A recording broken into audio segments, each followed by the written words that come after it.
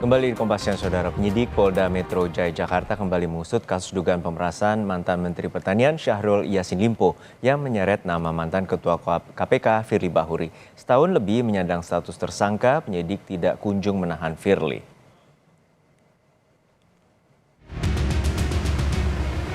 Ditemukannya bukti yang cukup untuk menetapkan saudara FB selaku Ketua KPK RI sebagai tersangka.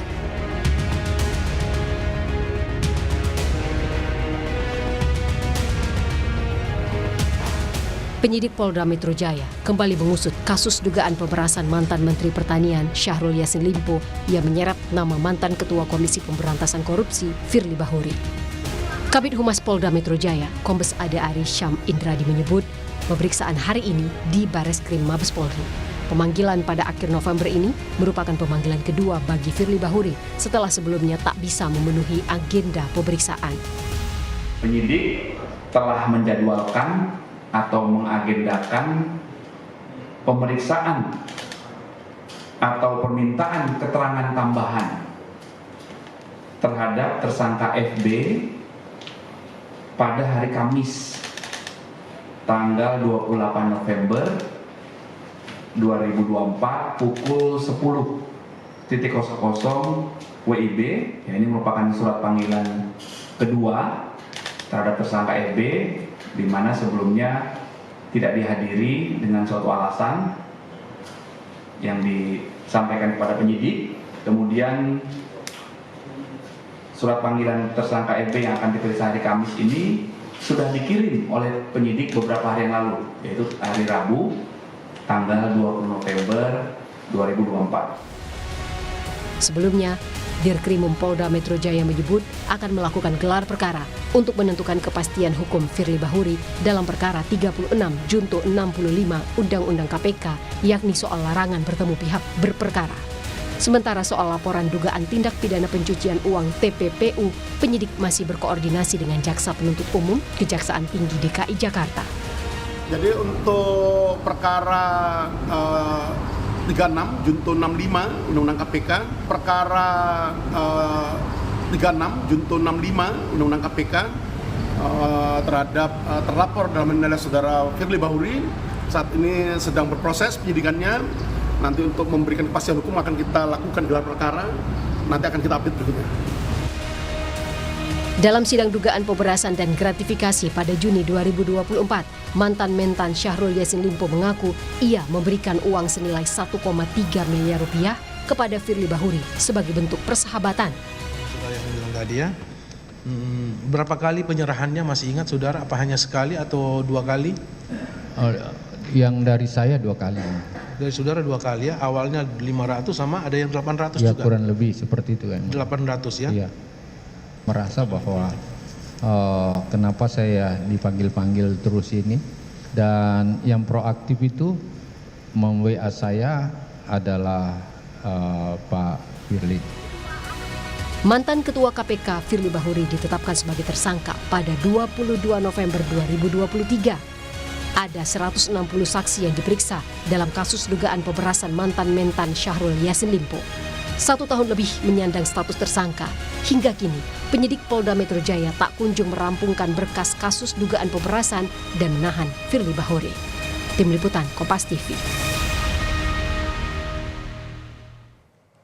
Kita pantau agenda pemeriksaan Firly Bahuri di Bareskrim Mabes Polri. Kita bergabung dengan jurnalis Kompas TV, Tifal Solesa. Tifal, untuk saat ini apa saja alasan subjektif dari penyidik hingga saat ini belum juga menahan dari Firly Bahuri meski sudah 1 tahun lebih menyandang status tersangka?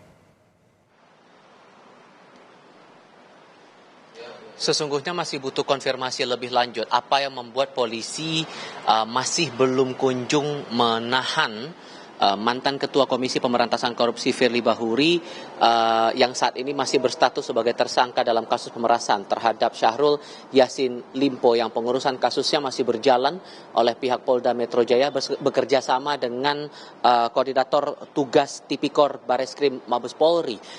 Kalau merujuk lagi dari pernyataan pihak Mabes Polri pada Februari 2024 lalu, Kepala Biro Penerangan Masyarakat Divisi Humas Mabes Polri Brigjen Truno Yudo Wisnu Andiko saat itu menyatakan bahwa penahanan belum bisa dilakukan terhadap Firly dengan alasan proses penyidikan dan proses pemeriksaan masih terus berjalan. Nah, setelah ini statusnya sudah 1 tahun, Firly berstatus sebagai tersangka, sudah banyak saksi dan ahli yang diambil keterangannya, namun belum juga dilakukan penahanan. Apakah ada hal-hal lain yang membuat akhirnya polisi belum kunjung menahan Firly Bahuri dalam perkara ini? Ini juga masih butuh konfirmasi lebih lanjut. Apalagi polisi juga terus melakukan koordinasi dengan pihak kejaksaan dan diketahui sampai dengan saat ini sudah 2 kali berkas perkara terhadap Firly Bahuri ini bolak-balik dari pihak kepolisian ke pihak Kejaksaan Tinggi DKI Jakarta, sehingga status berkas ini masih P19, masih perlu dilengkapi lagi berkas perkara ini sampai akhirnya bisa masuk ke tahapan berikutnya, ke tahap proses peradilan.